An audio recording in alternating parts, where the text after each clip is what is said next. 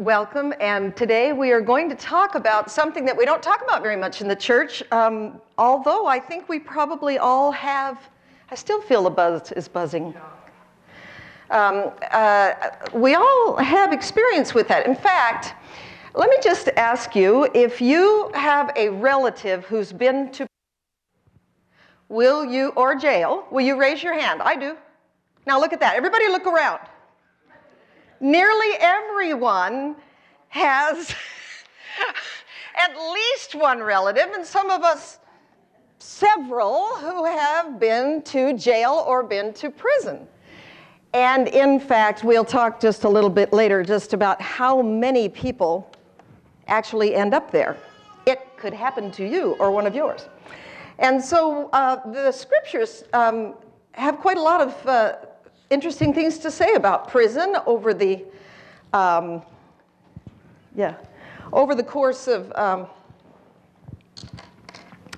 many scripture stories that we have. Prison is a theme and a motif that comes up, and it's a very there's something very visceral about the idea of being locked up, isn't there? It's a terrifying thought. One of my close relatives who one time got in a lot of trouble and ended up overnight in jail. Jail is not for long and prison is longer. That's kind of how I define them. Prison is a bigger deal. But ended up overnight in jail.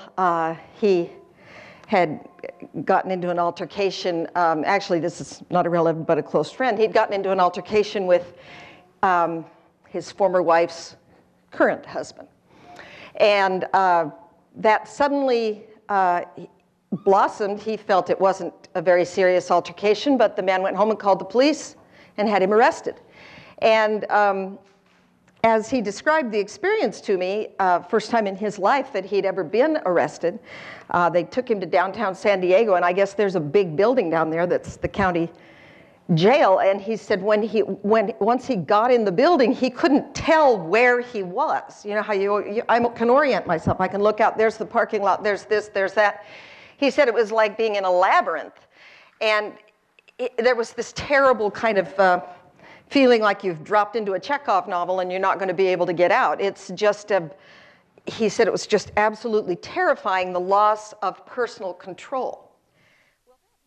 Personal control and that feeling of being confined and the feeling of having maybe landed there unjustly, which is certainly the case in most of the prison scenes in the scriptures, has a great deal of spiritual significance.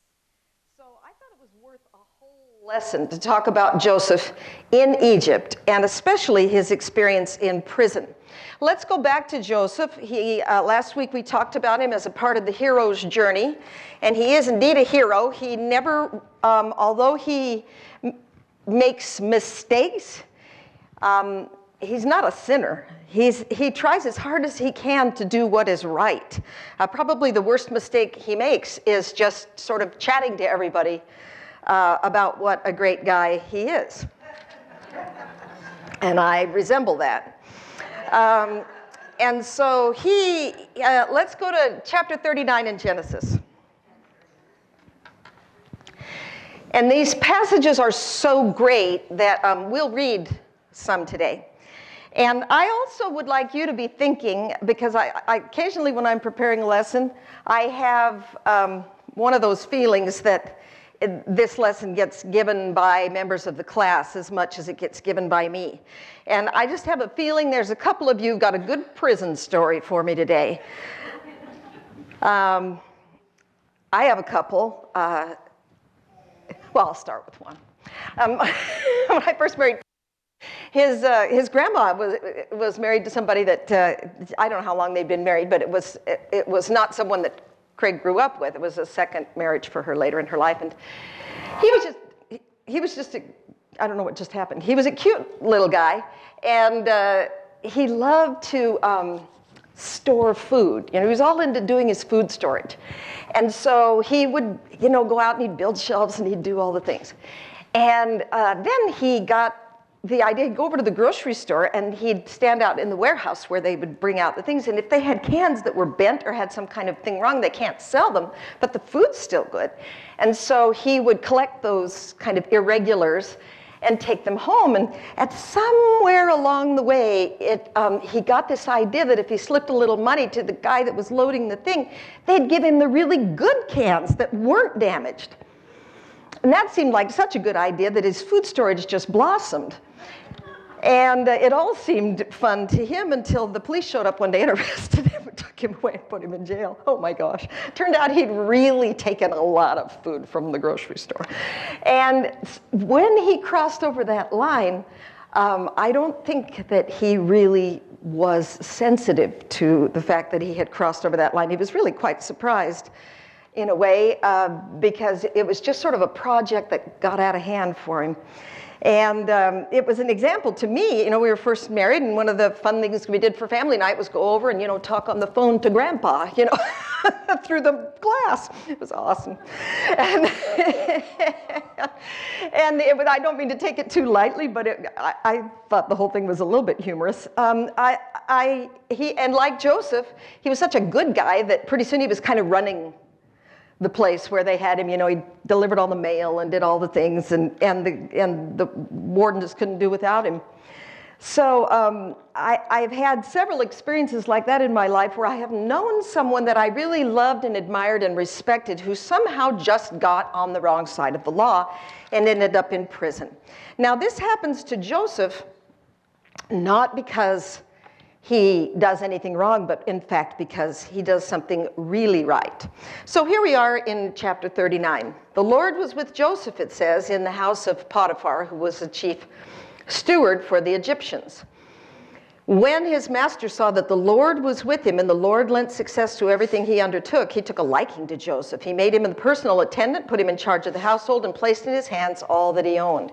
And this is something that recurs over and over. Now, this gives me an opportunity to stop and talk about our toolbox for a minute. I'm just reviewing the last couple of weeks, a couple of the things we talked about. We talked about dramatic irony, which is we know something that the characters don't know, and it makes us nervous and excited and makes the story fun. And actually, it gives us a little physical rush of endorphins that makes the story fun even when we know the ending. And that's why you wonder, why do I like hearing that story over and over even though I know what happens? It's because that use of dramatic irony, that tension where you're waiting for the character to find out what you know, actually causes a reaction in you that is pleasurable. And then we also talked about type scenes, which is the idea that once a scene has recurred a couple of times in the Bible, we can call it a type scene, like a woman at a well, or the ancestor who is barren. And these stories recur over and over and over again. And once we get 2 or 3 of them, then we can ask ourselves, why? Why does God tell Abraham that he will be the father of many nations, and he not only has a barren wife, but his son has a barren wife, and the one after that, his favorite wife, is barren? And he also tells him that he will take him to Canaan and he will inherit this great land. But by the time Sarah dies, Abraham is still an alien in that land and actually has to put out 400 shekels to buy a cave in which to bury his wife. That's the first piece of land he actually owns, and he's so old he's about to die. And that doesn't sound like, he's going to inherit this great land. And so these type scenes are given to us to make us stop and think, gee, I wonder if that looks like my life, where God has promised me this, but it looks like that is happening. Maybe I need to look back and think, if I just remain faithful, maybe those promises really are coming. Because Abraham, now the only person in human history to be recognized as the father of 3 of the major faiths of the world. 3 major faiths hold Abraham as a central figure. He could hardly have guessed that when he was down to, like 100 years old and nothing was happening. Today, let's talk about resonance just a little bit. And resonance is a familiar word because things resonate with us. But the way resonance is used in literature, and particularly in the scriptures, is that in the context of the scriptures, something will remind you of something else. When Esau sees Jacob from afar and runs and falls on his neck and kisses him, what is that like? The prodigal son. When they write the story of the prodigal son, they use the same phrases, and they do it on purpose because there's a great scene of reconciliation that they want to resonate with you. And you may not even totally consciously remember that that's where you heard it or that that's where it was, but there'll be something that stirs within you. So that kind of resonance. There's also the resonance that's really below the surface, like clever marketing people who put things below the surfaces in commercials. For example, Isaac never really goes anywhere, right? He stays home. And who goes to get his wife? The servant. And so our type scene, where the hero goes and meets his wife at the well, gets turned upside down with Isaac because somebody goes instead of him. And when we think of that someone is substituted for Isaac, Isaac is the one who is the symbol of substitution. He is substituted as the ram gets substituted for him.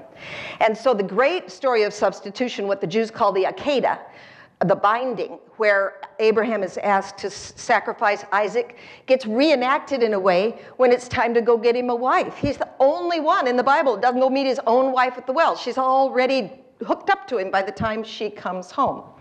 And by the way, I wanted to tell you one other thing just so that it can bother you like it bothered me. When I was listening to one of the Jewish a teacher that gives a college course about the Bible, she says the actual Hebrew translation of when Rachel comes along on the camel and sees Isaac, she said occasionally there's a word in Hebrew that you just can't translate properly.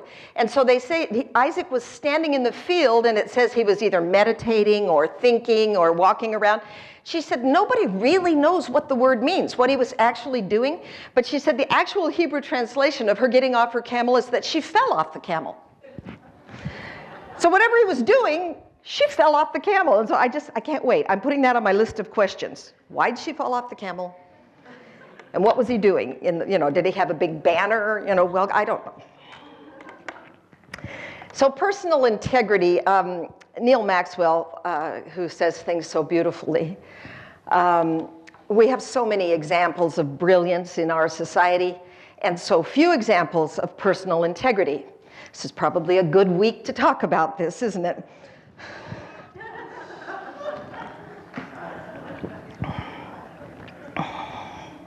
I mean, really.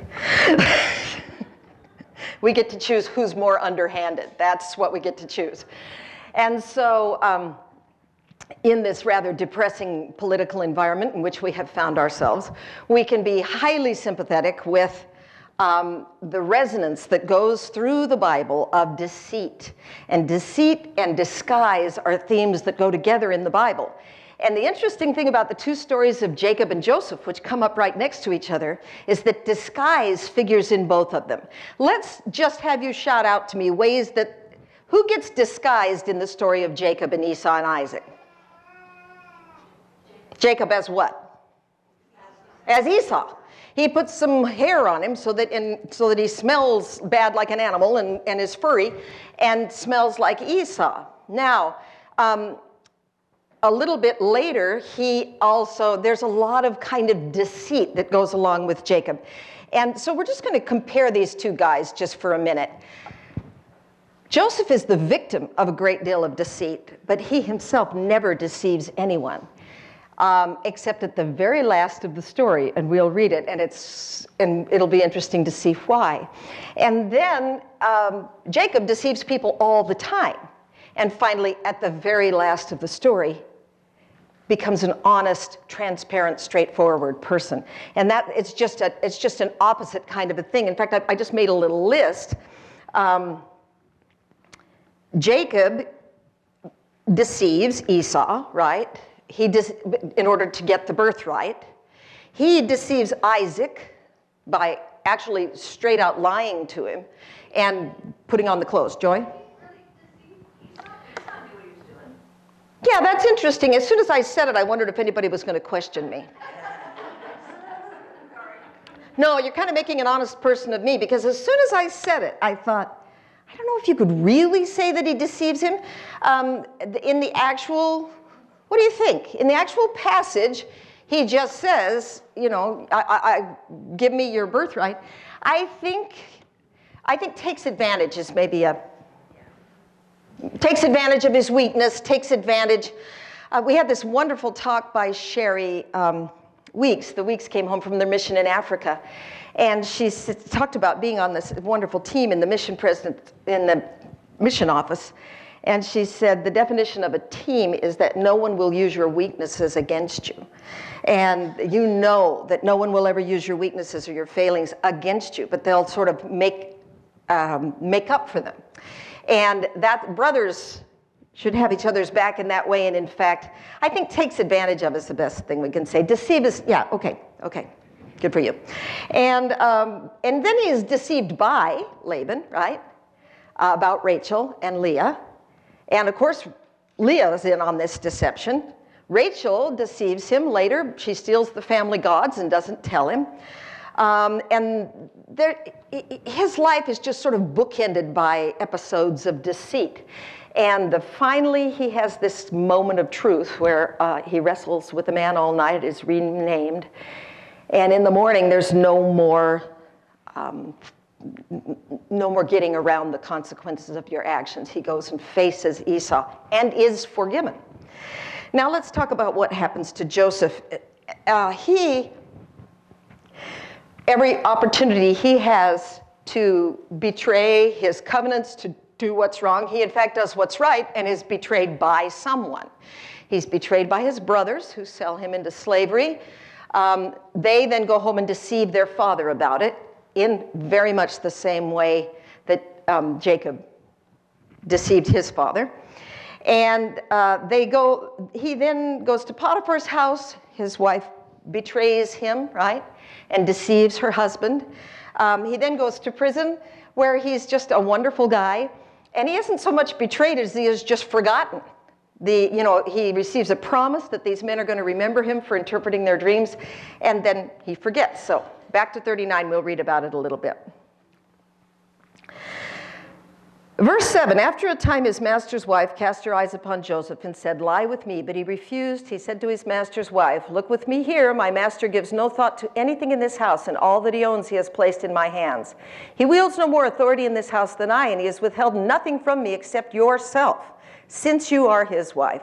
How then could I do this most wicked thing and sin before God?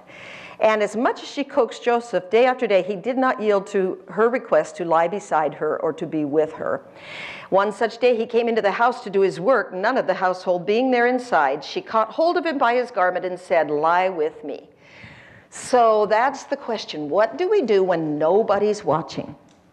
And in every case where people end up in jail, they generally have done something where they thought no one saw them.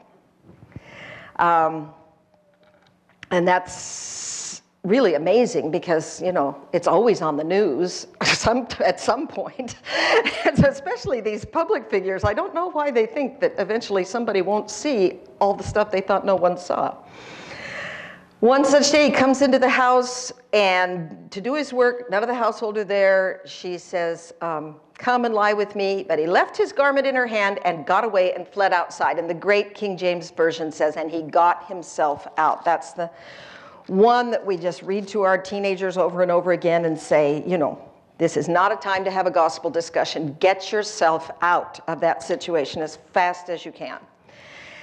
But even though he got himself out, she then begins to scream and say that he had attempted to rape her, and she's got the garment in her hand. And so once again, that's resonance for us. We remember when his brothers stripped that tunic off him and took it home as a symbol to his father.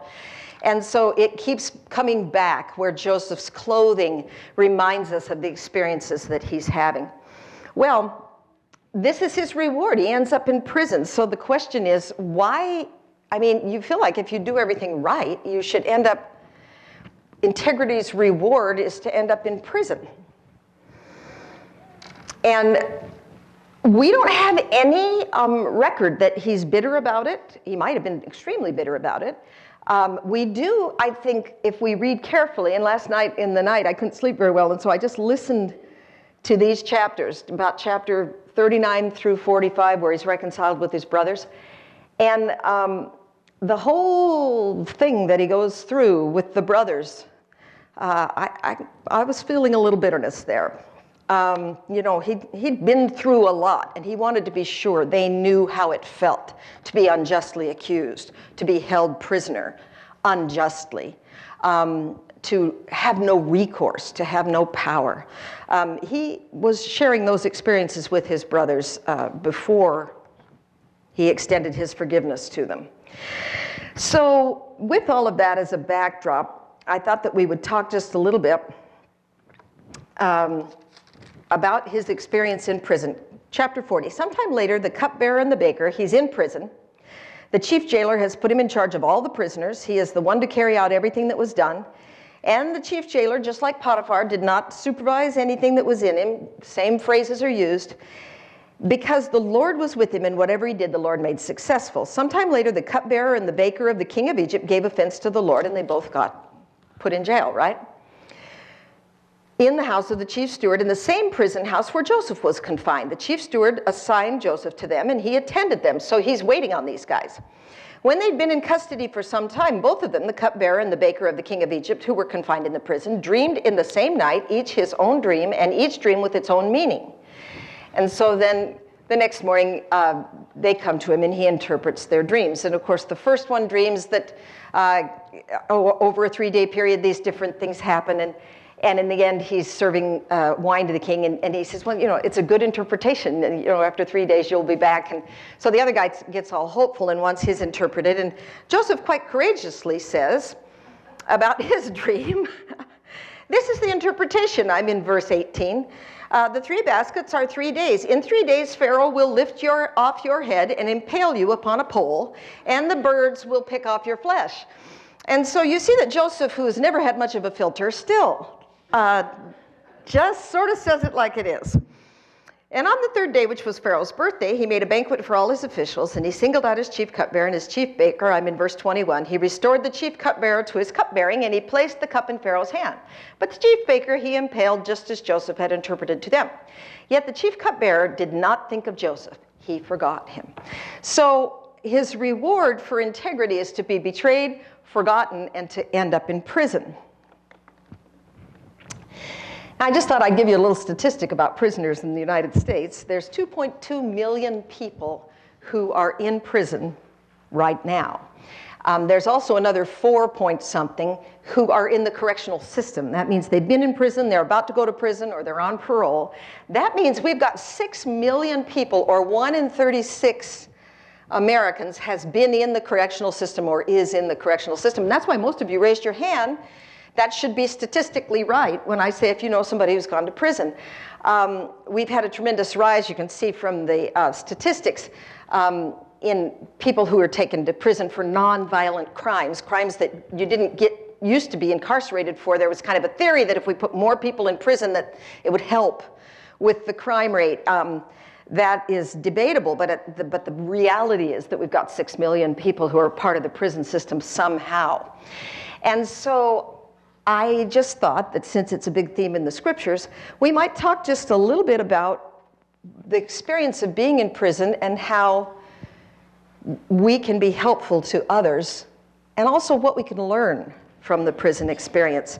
Joseph Smith said this: "Those who have not been enclosed in the walls of a prison without cause can have but little idea how sweet the voice of a friend is. One token of friendship from any source, whatever, awakens and calls into action every sympathetic feeling. And then the voice of inspiration steals along and whispers, 'Peace be unto thy soul.'" We know the famous lines in the scriptures, and I'll read them to you a little bit later, that Joseph Smith pens in Liberty Jail, a great oxymoron. That Joseph Smith pens these lines, and it was the first time it occurred to me that even the revelation that comes to a prophet, as he says, is inspired by the kindness of a friend. Someone reaches out to him and is kind to him, and it helps him feel the Spirit of the Lord.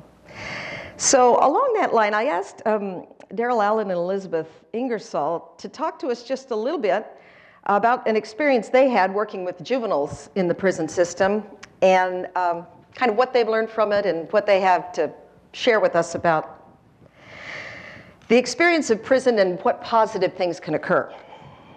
Hi. Hi, sisters. It's great being with you. Some of you might have heard a little bit about this before. I think Marilyn's had us share a thing or two, but several years ago, Elizabeth and I were looking for a charity, something to do for others, but we had one qualification. We wanted it to be something that we really wanted to do, something that we wouldn't, after a little while, just dread and kind of go, oh, we gotta go serve today. We wanted it to be something great. So the short version Saturday, who knew someone else who was involved in a book club within the juvenile prison system. Hello, hello, hello. And Elizabeth came to me and said, I found this friend who was in charge of this program going into the prisons, juveniles, and having a book club. And I just went, well, that sounds like the most fantastic thing I've ever heard. I love to read, I love books. And a level of excitement to it, too. So, sure enough, we ended up both signing up, and it involved a lot of background checks, and we almost quit because we were so worried that all the things that they had to look into our background to get it passed. But anyway, we made the cut, and we started doing this together. At first, we just went to the girls, which is closer by, Mira Mesa kind of neighborhood. No, Miramar? Children's Hospital. Yeah, Children's Hospital. But there were lots of volunteers for the girls. So Elizabeth and I were, we were mostly observing. Every once in a while we'd get a turn. And then we heard about an opportunity to do the boys. And this was a group of boys that nobody wanted to do because it was all the way down to the border. It was a really long drive. And the boys are a lot more serious. I don't know how to explain it. A lot more kind of like threatening or difficult or something like that. Well, no one wanted to do it, so Elizabeth and I would be in charge of our own program. We would be able to pick the books. We would be the one to lead all the discussions, and Elizabeth and I are both doers, so that sounded really good to us, so we took this job of doing the boys. So we would go once a month, and Elizabeth and I chose the book. We would work really hard on finding books that these teenage boys might be interested in. A lot of these boys might be going to the big house after, but they ranged in all their criminal activities, but then some of them might be going home too. We really were never privy to knowing which ones were murderers or which ones were thieves, which ones were drug-related crimes. That wasn't, although every once in a while someone would give us a little tidbit. But we chose our books. We went there once a month, and we would have this book club. Usually it was a circle of boys, about 15 to 20 boys. They had to have read the book and have wanted to be part of the discussion. However, all of them were always very anxious to do it because Elizabeth and I provided a treat. One of the things about prison that I will say that Marilyn is alluding to is, prison is a scary, bad place. You can tell from the moment you get there that it's not a great thing at all. Elizabeth and I would go through a lot of locked doors where we'd be standing in a little square for a moment, and you knew there were cameras looking at you, and you'd press a button, it would take a moment, and then the door would open, and then we would do that again several times. We had to have tags, we turned in our, it's very controlled. The thing about prison is that all of your freedoms have been taken away. Of course, not the freedom to think your own thoughts, but that's about all that's left. You don't choose your food, you don't choose the clothes you wear, you don't choose your activities. Everything is just strictly regimented. They do have school in there, they have wonderful teachers who care about them and who are trying to help them become something better. Whether they do or don't is, a lot of them finish high school in there. Good things are happening. That's Marilyn wanted me to mention the good things. I'm sure that the prisons that Elizabeth and I went to is nothing like the dungeon that Joseph was in days of old. because in America, they are really trying to help these people improve. It's quite a program in there, but nonetheless, the boys hate it, you know. We could tell that, they hated it. And, you know, it's just very controlled and dangerous. There are a lot of times after Elizabeth and I had spent so much time and driven all the way down there, there had been some big, huge fight, and we weren't allowed to be able to go in that day. And we had the really good boys. Apparently they're separated from the good ones to the bad ones, and only the really good ones were allowed to go to our book club. It was like a privilege. And there's other volunteer people who are doing things like our book club.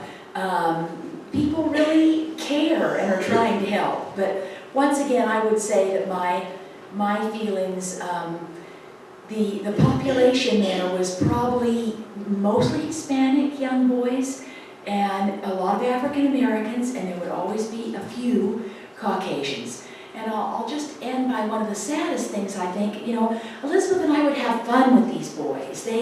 A lot of them were really into it, but some of them were really quiet and shy, and you could hardly get them to make a comment. But we would always pull them out. Elizabeth and I would make everybody comment on the book. So, you know, it was a really interesting time. We did enjoy it all the way until other things in life got in the way. But every once in a while, at the end, a boy would come up and shyly say to Elizabeth and I, or one of us or the other, you know, that you won't see me next time, I'm getting out. And of course, this is a cool thing. We would be very excited, and you know, we didn't have a lot of personal interaction with these boys at all. And they ranged from what, 14 to 20 or 21? 18. Oh, okay, up to 18, that's right. They either go to the big prison or something else at 18. So, you know, we would say, oh, good, that's wonderful, you know, make good choices, or we would try to say some nice little thing. And I think the saddest thing was that maybe a few months down the road, we'd be back, and I'd say to Elizabeth, or she'd say to me, did you notice that guy was back? And so, you know, after all of the good stuff they had done, they would reoffend, and there they would be again. And they usually had their head hanging pretty low, and they weren't very outgoing at that point in time. And so that was a sad thing. But anyway, thank you, Marilyn, for asking me to share. It was a great experience, and maybe Elizabeth will comment on some of the more spiritual type things. But I do think it is amazing how the Lord chastens people that He loves. I think of all the bad things that happen in this life, prison has got to be way up there in when I think of men's prisons today and what they're like. It's got to be way up there, and that the Lord would let His chosen Joseph spend so many years in a dungeon just speaks to the fact that we're just all going to have really, really hard times in life, no matter what. Thank you.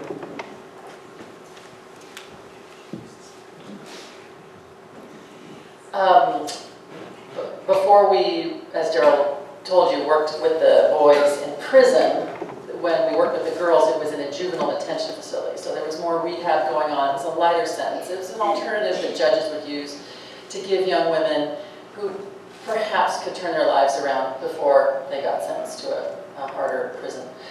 And we didn't have, as Daryl said, we weren't really supposed to have personal conversations. But one day in this girls' rehab center, there was some downtime, and I had a chance to ask a girl who, it had been announced, was leaving to go home in about a week. And I said, so, that is great news. How do you feel about it? Is it scary? Is it exciting? She said, well, all of those things. And she looked around the room. She said, you know, most of these girls will bounce in and out of here many times. But she said, I came in here addicted and homeless and living on the street. And I think by living on the street, she means making her living on the street. And now I am none of those things. And she said, I learned in here that I am in control of my choices and my consequences in my life. And I will be different when I leave here. And it made me think, oh my goodness, how lucky our young women are to hear from soon as they can walk and talk, that they're in control of their lives and that they've got choices. And made me very grateful for the training that our kids get. But I thought of how a lot of people sink to their least common denominator depending on the environment they're in. And for a lot of these boys, that was true, and girls. But for this girl, she did not sink to the lowest common denominator. She became her best self in this situation of great adversity. And it reminded me of Joseph being his best self. He didn't ever sink. He was the same man of integrity, whether he was in a pit, being sold to Egypt, being in a beautiful, powerful woman's bedchamber, being in a position of authority to punish his brothers and yet forgiving them. He was always his best self, even though being his best self hadn't always worked out for him, being the good guy. So I took away from that, no matter our situation, I hope we can be our best selves. Say this in the name of Jesus Christ, amen. So having said that, I wonder, anybody else have any experiences that you have had in your life dealing with prison? And Zach, I'm going to have you, I got a portable mic because when you sit in the back, it's really hard if you can't hear, isn't it, when people talk. And so I'm just going to hand you this. I'm sorry to, Darryl, I need you to come here and grab this for me, okay? So if you're going to share, stand up and turn around and use the mic because we want everybody to be able to hear. Thank you.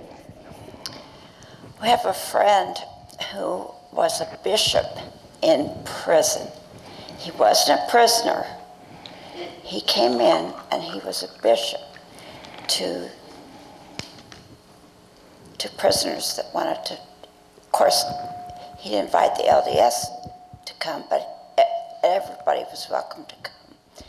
But his comment, excuse me, was that the Spirit was so strong in prison. He said, I could cut it with a knife.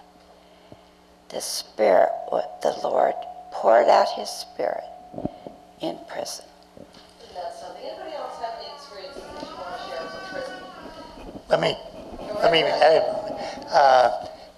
This takes me back a long time, but when I was at BYU, every year the Utah State Prison used to put on what they called felon follies. And I went several times. It was an interesting date. Going into that environment, the humor and somewhat risque, but all of my dates, as well as myself, came away with a different appreciation of family life and what life in the church meant compared to what we saw there. I didn't go with him. The other girls, huh? Anybody else have a good prison story? I have another relative that was very close to me and a 4.0 student, member of our extended family, a high school student. His parents had struggled financially for many years to the point where there was always just so much uncertainty in their home. And they'd move, and it was just a difficult situation. He was in high school, in the band, in the school play, had wonderful grades. His parents saw no need to worry. But he made friends with a couple of guys who were 1 year older than he was and had persuaded him that by selling stereo equipment, they could make money. Well, the stereo equipment was stolen. And he knew it, but he sort of got dragged into this situation. And once he got dragged into it for the first time in his life, he had some walking around money. And all of a sudden, one night, the phone call came to him. The police are closing in on us. You need to take your dad's car and his shotgun, and you need to meet us at a certain place. And he did. He just did it. And off they went. They were going to go cross country and, be on the road. And the next thing he knew, they stopped at a convenience store and they went in and tied the clerk up, held the gun, stole money. And all of a sudden, he went from being a 4.0 student in the school play and the school band to being tried for armed robbery. And he was 17 and the boys were 18. But he received a sentence of 3 years in the juvenile facility that was up in Northern California. One of the first things that happened to him when he was there, he hadn't been there about a week or two, and of course, as a family, we were completely devastated, the entire extended family. And this came as a huge surprise to his parents, and it was just a terrible experience. And one of the very first things that happened in the first couple of weeks that he was there and incarcerated in the depths of despair, a man showed up and said, "I'm your home teacher. I live in the vicinity, and I'm assigned to be your home teacher. Now, you've got some time here. What are we going to do while you're here?" And he said, "What do you like to do?" And found out that he was very proficient on the musical instrument that he played in the band. And he said, "Great, you need lessons? You want me to get you a teacher?" And he got him a teacher who came once a week. And then he said, "And what else? You need to finish your high school degree, don't you?" "Well, yeah, so let's get that done. And by the way, it's an opportunity you could work part-time while you're here. Let's set a goal for how much money you'll save while you're here." When he left that situation, he had graduated from high school, taken several college courses, and had saved $2,000. And he left that situation and went on to marry in the temple a wonderful, wonderful girl. And at that wedding, that home teacher came. And I know that there's no angel in heaven that we could have felt more strongly about than we felt, all of us, the opportunity to meet that angel who dropped into our lives. One Relief Society president who, like you, had the assignment to minister in the Relief Society in a women's prison said something that was very much like Elizabeth said. You can see a change in their countenances. You can see emerging in them a belief that they can have a good life regardless of their past. Once they start to realize their worth is great, they just bloom. As Joseph is in prison, he learns something about who he is, and he learns something that I think is that he really ceases to matter to him what the consequences of his actions are. He just does the right thing because he never gets rewarded for doing the right thing. In the long run, the reward always gets taken away, but he just keeps doing it. And when his brothers come to him finally in this great reconciliation scene, I want to go back to the beautiful King James and just read these few verses to you at the end, because I just don't think there's anything more beautiful in the scriptures than Genesis 45.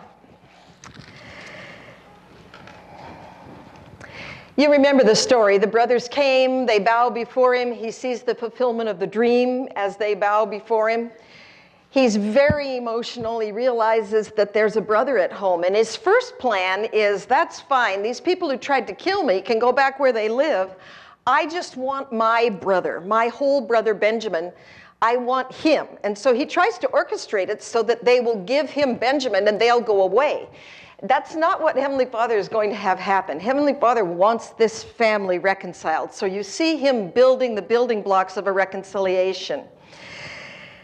And then finally, he says, I'm sorry, the second time they come back, he says, I'm going to keep your little brother. He does orchestrates a whole thing where there's a cup in the sack, and he says, I'm keeping the little brother, and all of you can just go back.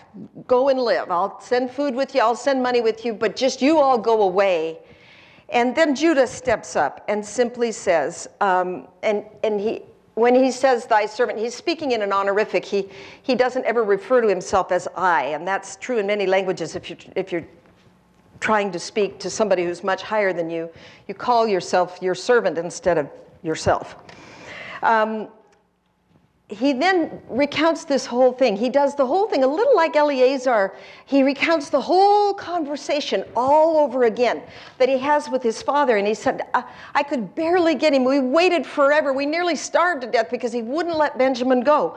But I finally let him go, and I told him, my own life I'm staking. I assure you that I will bring this boy back. And so he says in the end of chapter 44, it shall come to pass. His life is bound up in the lad's life. It shall come to pass when he seeth that the lad is not with us, he will die. And thy servant shall bring down the gray hairs of thy servant, our father, with sorrow to the grave. For thy servant, meaning himself, became surety for the lad unto my father, saying, if I bring him not unto thee, then I shall bear the blame to my father forever. Now therefore I pray thee, I'm in verse 33 of 44, let thy servant abide instead of the lad of a bondman to my Lord. In other words, he said, I will be your slave for the rest of my life. I'm the head of a great family, but I will be your slave. And let the lad go with his brethren, for how shall I go up to my father, and the lad be not with me? Peradventure, I see the evil that shall come upon my father. The resonance there is unbelievable, because he once did go back to his father and the lad not with him, knowing that he came back to his father without his favorite son once before. He's lived through this scenario and seen the sorrow that he brought on his father when they came home and didn't have Joseph. He says, we can't do that again. Then Joseph could not refrain himself before all them that stood by him, and he cried, cause every man to go out from me. And there stood no man with him, while Joseph made himself known unto his brethren. And he wept aloud, and the Egyptians and the house of Pharaoh heard. And Joseph said unto his brethren, I am Joseph. Doth my father yet live? And his brethren could not answer him, for they were troubled at his presence. And Joseph said unto his brethren, come near to me, I pray you.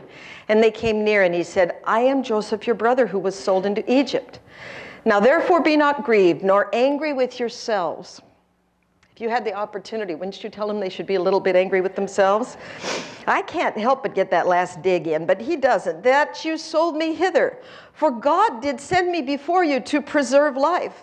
For these 2 years hath the famine been in the land, and yet there are 5 years, which there shall be neither earing nor harvest. And God sent me before you to preserve you a posterity in the earth, and to save your lives by a great deliverance. So now it was not you that sent me hither, but God. And he hath made me a father to Pharaoh, and lord of all his house, and a ruler through all the land of Egypt.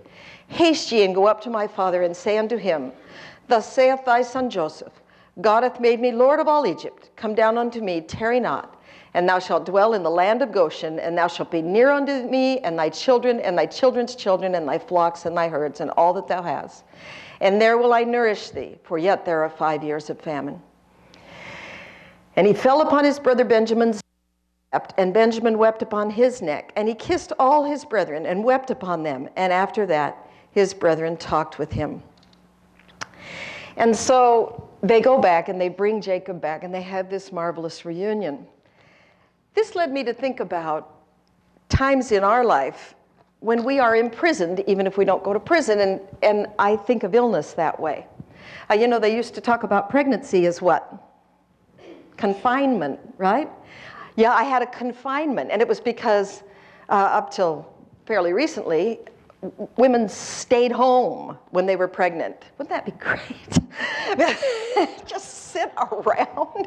Anyway, they stayed home. They didn't go out much. And so they had this opportunity to be confined, although they also were confined, and it was very confining. I had a pregnancy that was confining, my last pregnancy, because just a couple of months into it, I had a problem where I couldn't walk. And I had 4 little children, and I was very upset about that, that I suddenly ended up in a wheelchair, and I just was, you know, I kept thinking, how am I confined to this wheelchair? I've got these children. It was a big decision to have another child, and I was pretty sure God was going to bless me about it, and instead I was in this wheelchair. And so that bothered me. And so then we got about 6 or 7 months into it, and then one day I began to suffer a lot of pain, and it turned out that from sitting in the wheelchair I had kidney stones.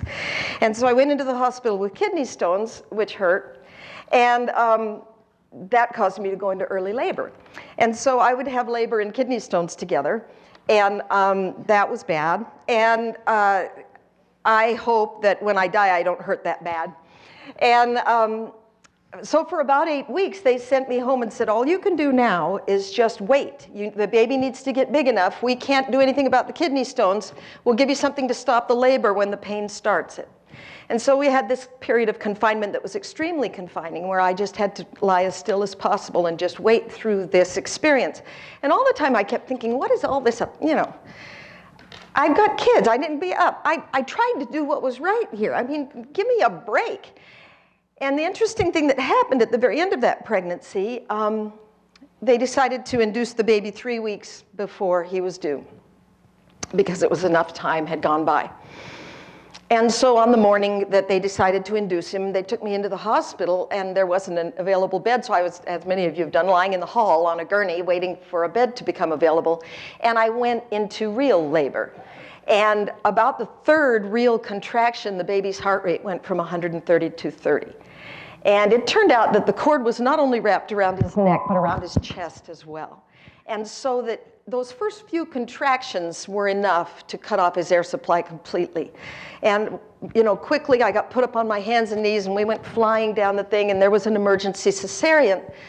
Later, it was a little while later that I realized if I had not had the kidney stones, I would have never been in the hospital on a monitor when the first labor pains happened. By the fifth baby, you know, you're waiting till the baby's actually almost coming out before you go to the hospital, right? You put it off, you know you're gonna be fine. And I've never had any trouble having children. It never occurred to me that I would have any trouble having children. And the kidney stones saved his life. That was a great lesson to me, that our confinements and our imprisonments may be actually a life-giving blessing from God. So that when we are confined in some way, whether it be prison or illness, or maybe we are disfellowshipped from the church because we've made a mistake, or maybe we have a spouse or member of a family who becomes incapacitated so that we're stuck with them all the time, as both Charlotte Bronte and Jane Austen were stuck with taking care of a parent, during which time one wrote Pride and Prejudice and the other one wrote Jane Eyre. And so sometimes if we get stuck, it's God giving us the opportunity to hold still and have something wonderful happen. And so this business of imprisonment, this business of what we learn through a confinement, hopefully, as Joseph did, as Corrie ten Boom learned through her confinement, as many people learn, we learn to forgive even though we might have been betrayed. But if there's not even any of that, I just wanted to invite you to go back over your life experiences, times when it feels like you've been so confined and you've been so frustrated because there were so many things you wanted to do, and yet you were unable to do it. And in that, I would read Joseph's words to you, where he, at the very end, says, "Have no fear. I am a substitute for God with you. And though you intended me harm, God intended it for good, so as to bring about the present result and the survival of many people." So though harm may be intended us, and though we may consider something to be harmful to us, it's wonderful to know, isn't it, that God intends everything that happens to us in our lives to be for our good. And that it's up to us, through our prayers and through our living righteously and clinging to our covenants, to find the good through those times of confinement. I pray also that each one of us will think about anyone we might know who actually is in prison, or has been in prison, or is in some way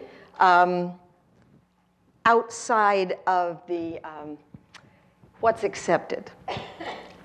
That we can reach out to them. Jesus made it a requirement to go to heaven, that we would reach out to those in prison. So it might be worthwhile to just be prayerful. If there's 6 million of them, there might be 1 or 2 of them that we could reach in some way. And I share those thoughts today in the name of Jesus Christ. Amen.